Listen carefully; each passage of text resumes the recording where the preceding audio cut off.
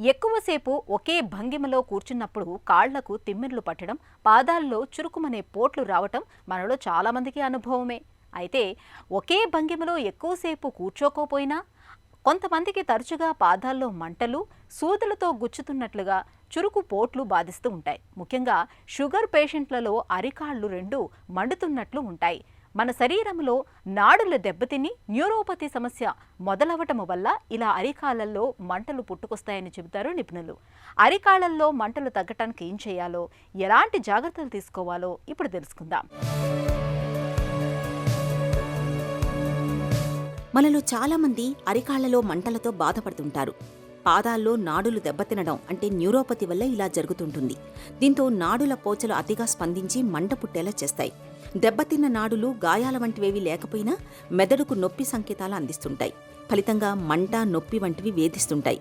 కొన్ని రకాల సమస్యల్లో, ముఖ్యంగా మధుమేహుల్లో నాడులు దెబ్బతినటం ఎక్కువగా చూస్తుంటాం.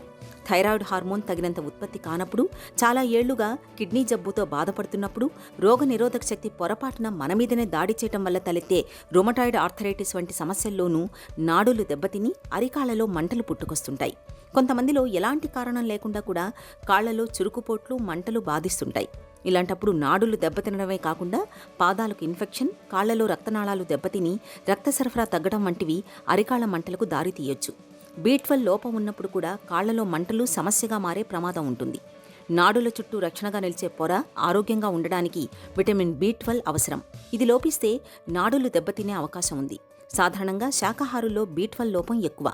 అలాగే కొన్ని రకాల మందులతోనూ B12 తగ్గొచ్చు. ఉదాహరణకు మధుమేహానికి వాడే మెట్ఫార్మిన్ మందుతో శరీరం విటమిన్ B12ని గ్రహించుకునే సామర్థ్యం తగ్గుతుంది. అతిగా మద్యం తాగటం వల్ల కూడా కొందరికి B12 లోపం తలెత్తొచ్చు. అలాగే విటమిన్ B5, B6, B1 లోపించినప్పుడు అరికాళ్లలో తరచూ మంటలు పుడుతుంటాయి.